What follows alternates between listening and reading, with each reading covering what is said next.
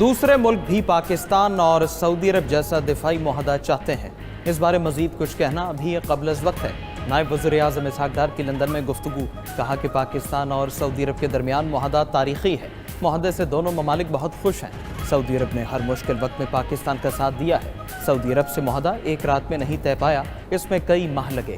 ہر مسلمان حرمین شریفین کی حفاظت کے لیے قربان ہونے کو تیار ہے۔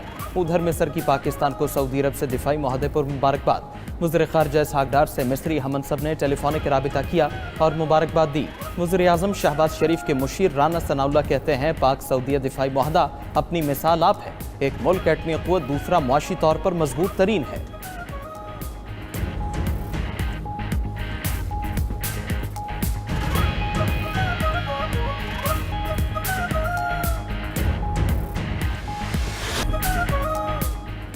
چند گھنٹوں کی بارش سے گجرات ایک بار پھر ڈوب گیا۔ موسلا دھار بارش سے شہری علاقے زیریاب۔ Deputy commissioner house, D C complex, district jail, G P O میں پانی جمع ہو گیا۔ کھاریاں، لالا موسا، جلال پور جٹا، کنجا اور منگوال میں بھی بارش، سرگودا میں بھی موسلا دھار بارش سے جل تھل ایک ہو گیا۔ نشیبی علاقے زیریاب آ گئے، گلی محلے تالاب بن گئے۔ فیصل آباد میں بھی ابر کرم کھل کر برسا۔ جھنگ روڈ، شاداب پلی، لیاقت آباد، گلفشاں کالونی، ججوالا میں خوب بارش ہوئی ہے۔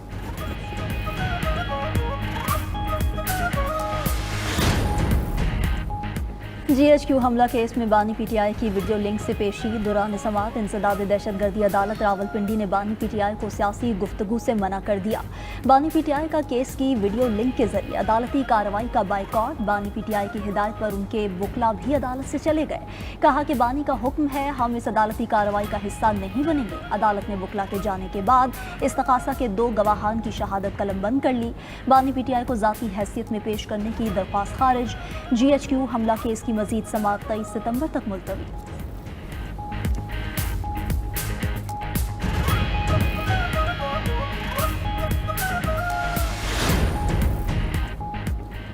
جسٹس طارق محمود جہانگیری نے کام سے روکے جانے کا فیصلہ چیلنج کر دیا۔ سپریم کورٹ میں ہائی کورٹ کے فیصلے کے خلاف اپیل دائر۔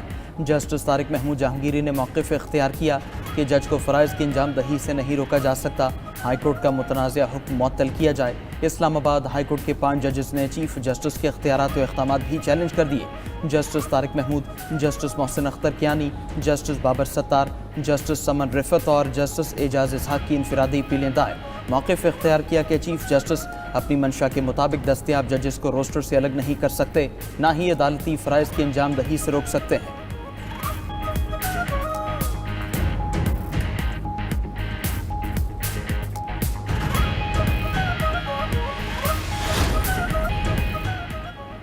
بگرام ایئر بیس واپس لینے کا امریکی صدر کا بیان مسترد۔ افغان عبوری حکومت کا کہنا ہے تاریخ گواہ ہے افغانستان نے اپنی سرزمین پر کبھی بیرونی افواج کو تسلیم نہیں کیا۔ افغان وزارت خارجہ کے اہلکار ذاکر جلالی کا کہنا ہے امریکہ سے افغانستان میں فوجی موجودگی کے بغیر سیاسی تعلقات قائم کر سکتے ہیں۔ اس سے پہلے امریکی صدر نے برطانوی وزیر اعظم کے ساتھ مشترکہ نیوز کانفرنس میں کہا تھا کہ امریکہ افغانستان میں موجود بگرام ایئر بیس کو دوبارہ اپنے کنٹرول میں لینا چاہتا ہے، کیونکہ امریکہ کو چین کے نزدیک واقع اس فوجی اڈے کی ضرورت ہے۔ بگرام ایئر بیس چین کی نیوکلیئر سائٹس کے قریب ہے۔ دوسری طرف امریکی صدر کے بیان پر چین کا رد عمل بھی سامنے آ گیا۔ ترجمان چینی وزارت خارجہ کا کہنا ہے چین افغانستان کی خود مختاری اور علاقائی سالمیت کا احترام کرتا ہے۔ خطے میں امن و استحکام کے لیے افغان حکومت سے تعاون جاری رکھیں گے۔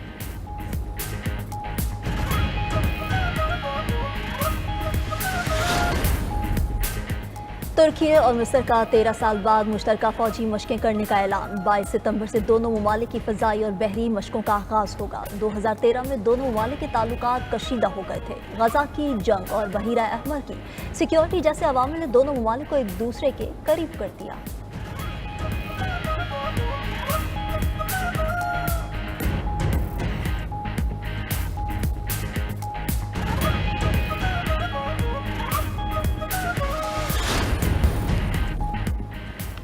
یوکرین کا روس کی انرجی تنصیبات پر حملے جاری رکھنے کا اعلان۔ یوکرینی نائب وزیر خارجہ کا کہنا ہے کہ سنجیدہ مذاکرات تک یوکرین ڈرون حملے جاری رکھے گا امریکہ اور یورپی اتحادیوں کے ساتھ سیکیورٹی معاہدوں پر بات چیت میں پیش رفت ہوئی ہے۔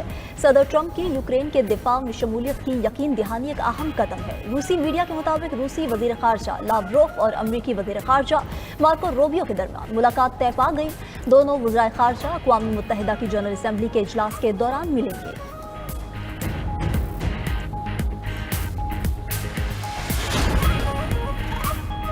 اقوام متحدہ کی سلامتی کونسل نے ایران پر پابندیاں ختم کرنے کی قرارداد مسترد کر دی۔ خبر ایجنسی کے مطابق اقوام متحدہ کی سلامتی کونسل کا ایران پر اقتصادی پابندیاں برقرار رکھنے کا فیصلہ 4 ممالک نے ایران پر نئی پابندیاں روکنے کے حق میں ووٹ دیا۔ 9 ممالک کی پابندیوں میں نرمی کی مخالفت، 2 ممالک نے ووٹنگ میں حصہ نہیں لیا۔ ایران نے سلامتی کونسل کے فیصلے کو سیاسی جانبداری قرار دے دیا۔ ایران پر یورپی پابندیاں 28 ستمبر کو دوبارہ نافذ ہونے کا امکان۔ پاکستانی مندوب عاصم افتخار نے سلامتی کونسل سے خطاب میں کہا کہ ایرانی ایٹمی پروگرام کا مسئلہ بات چیت سے حل ہونا چاہیے۔ ایران کو مذاکرات کی کامیابی کے لیے مزید مہلت دینی چاہیے۔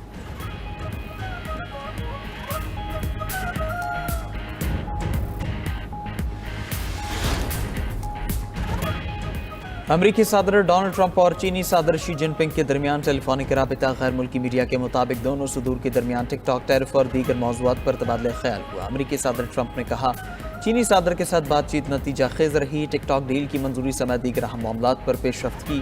25 ستمبر کو وائٹ ہاؤس میں ترک صدر کی میزبانی کریں گے۔ ہم ترکیہ کے ساتھ بہت سے تجارتی اور فوجی معاہدوں پر کام کر رہے ہیں۔ دوسری طرف چینی صدر نے بھی ٹرمپ کے ساتھ کال کو مثبت قرار دیا، کہا کہ ٹرمپ کے ساتھ بات چیت مثبت اور تعمیری رہی ہے۔ امریکہ کو یک طرفہ محصولات سے گریز کرنا چاہیے۔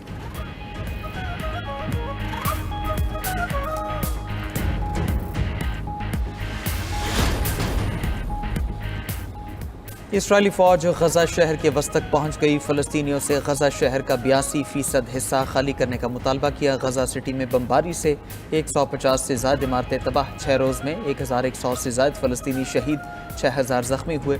صہیونی فوج کی بربریت سے مزید 29 فلسطینی شہید، متعدد زخمی۔ عرب میڈیا کے مطابق فلسطینی شہداء کی مجموعی تعداد 65,150 ہو گئی۔ ادھر امریکی انتظامیہ کی اسرائیل کو $6 ارب کے ہتھیار فروخت کرنے کی کوشش۔ ٹرمپ انتظامیہ ہتھیاروں کی فروخت کے لیے کانگریس سے منظوری لینے کی کوشش کر رہی ہے۔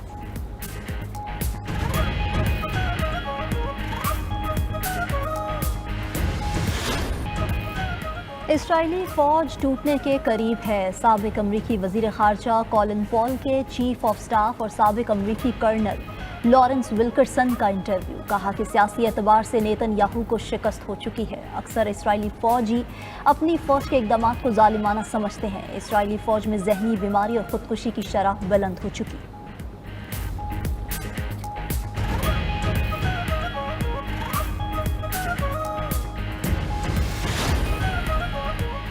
سوڈان کے علاقے دارفر میں مسجد پر ڈرون حملے سے 78 افراد جاں بحق ہو گئے۔ خبر ایجنسی کے مطابق الفشر شہر پر حملے کا الزام ریپڈ فورسز پر عائد کیا گیا ہے۔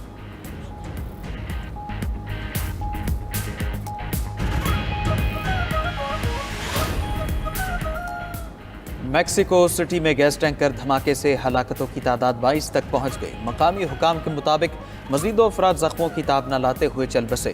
39 افراد اب بھی اسپتالوں میں زیر علاج۔ پروپین گیس سے بھرا ٹینکر الٹنے کے بعد دھماکے سے پھٹ گیا تھا۔